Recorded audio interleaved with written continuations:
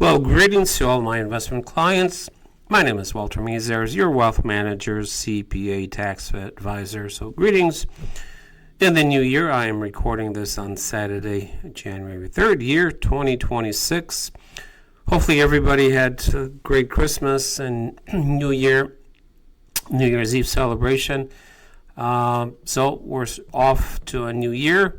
Hoping the stock market will cooperate and have positive results, but we'll just have to wait and see what the new year brings us. So, as always, I want to point out a disclosure statement to all my clients, and especially anyone who's watching this video who is not an existing client. Just at your leisure, please read the detailed disclosure. Again, this video is not meant as investment advice or a solicitation to buy or sell any securities. So at your leisure, you can pause this video and read the full disclosure. And if you want more background about Trinity Wealth Solutions, you can go to this website, FINRA's website, which is brokercheck.finra.org.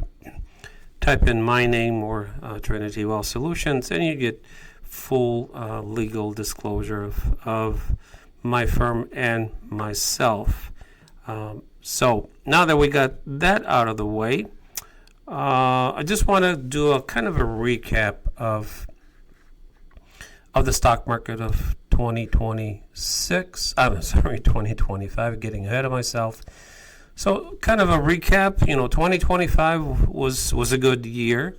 Again, the stock market had positive returns. And so overall, there was strong gains led by AI, artificial intelligence. That was really the driving force of the Magnificent Seven, as they call them. Those stocks really drove a lot of the indices, especially technology stocks, technology index, QQQ, and also all those companies, AI or Magnificent Seven as they call them, are in the S&P 500. So big push by those seven that really dramatically increased. Again, if we were to subtract those Magnificent Seven, then the broad market performance was not all that great. So bottom line, what were the key themes of 2025? AI dominance, chip makers like NVIDIA, Broadcom, and tech communication stocks led the charge, with the tech sector significantly outperforming the broad market, which really raised, the S&P 500 and QQQ, or the technology indexes. Corporate earnings were strong. There were some interest rate cuts that definitely helped the market by central bankers. Volatility, if you remember back in March and April of 2025, there was a correction, bear market. It was over 20%, but that pretty much quickly market shrugged it off and started to trend up. International diversification did very well. We pretty much stayed domestic with our clients. The reason is very simple. Most indices follow. Right now, there isn't a huge difference between international and domestic stocks because they're so intertwined. A lot of the S&P 500 companies have international exposure. So indirectly, just by being in the S&P 500, we get that exposure. So if we kind of look at 2025, S&P 500 gained around 17%, which is actually historically very good. The average long-term rate of return of the stock market is 10%. So people have been kind of spoiled, and really over the last 3 years, prior to 2025, the stock market was returning well over 20%, 22, 25. That's not the norm. And I think a lot of investors got caught up expecting that going forward, that's going to be the norm, that you should be getting at least 20% rate of return every year going forward. That's not going to happen. So our clients depending, the more conservative, moderate clients, we hit our target of 10%, which is not bad, with a lot less risk than what the market did. And some clients hit 12, 13% average rate of return for 1 year. So, again, I want to underline our focus is risk management. So we achieved that rate of return with less risk than just being fully invested in the market. So enough said about 2025. What to expect in 2026? Lots of predictions, and Wall Street experts are coming out on CNBC and Fox Business and giving their projections. Well, my personal opinion, you can throw those out the window. Nobody really knows what the market's going to do in 2026. It could be positive. The momentum is still up for the stock market. There's kind of called a seasonality. So if we look now at the chart of the stock market for 1 year, usually what we call seasonality, usually fourth quarter is up anywhere from 2 to 3 to 5 to 6%. This year in 2025, that year-end rally, Santa Claus rally, kind of was there, but it was kind of muted. I think for the fourth quarter, on average, the market went up about 2-3%. So the trend was still up, but not as significant as some experts were expecting. So what you're seeing on the chart right now, again, I'm comparing three major sectors, long duration bonds.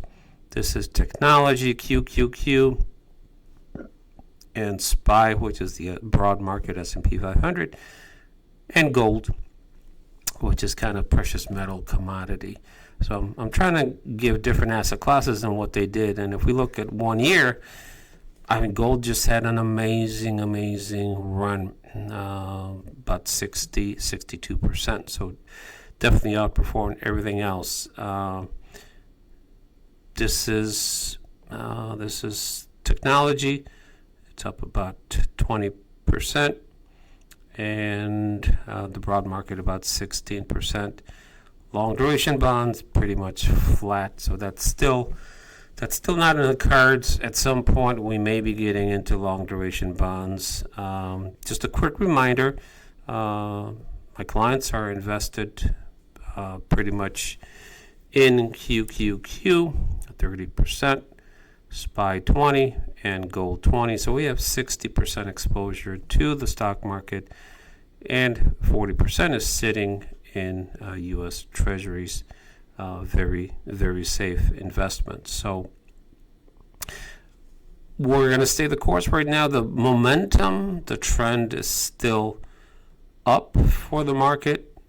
Gold, again, probability trend up is still trending. The momentum is for gold to continue to go up, and it's a nice balance.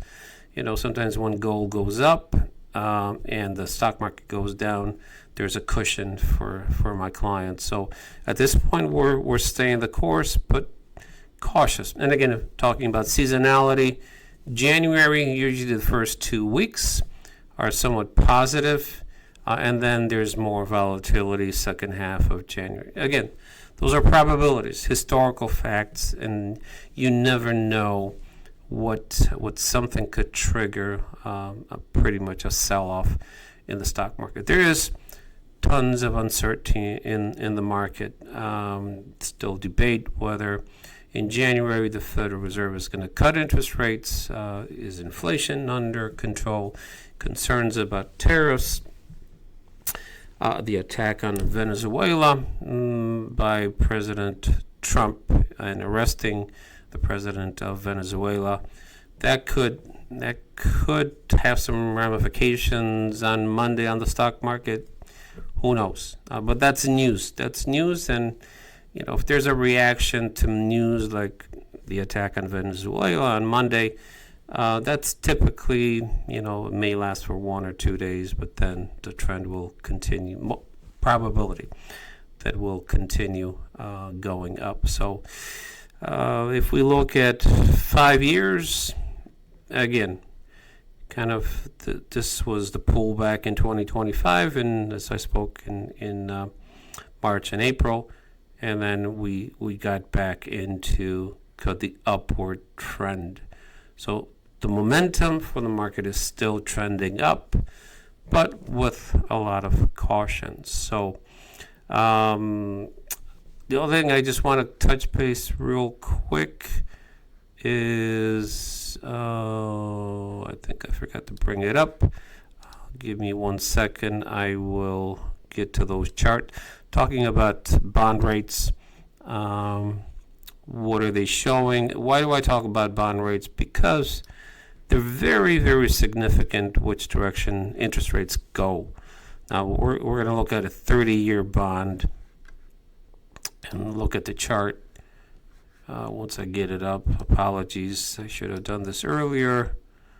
But if we look at 1-year interest rates, there's really no trend. It's kind of up, it's down. April was going down, then it shot up, and then it kind of traded sideways, then started to go down in October. Now it's trending up. So there's no definite trend long duration bonds where they're gonna, if they're gonna start to trend down. So if we look at 5 years, we can definitely see in 2022 the trend was up, and it's still kind of looking, trending up. Now if we look at since '89, this definitely in 2019, this was COVID.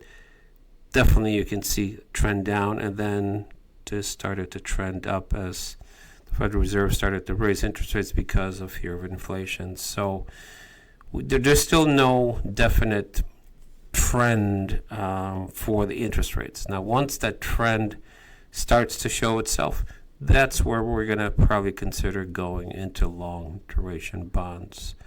So on that note, wishing everybody again, hopefully you had a great Christmas and amazing New Year celebration, greeting the new year. And I want to wish all my clients in the new year, above all, health, lots of health, prosperity, and hopefully the market will cooperate. But again, we just have to wait and see what the market is going to do, and we will make adjustments to portfolios as needed based on momentum and trend of the market. So stay tuned.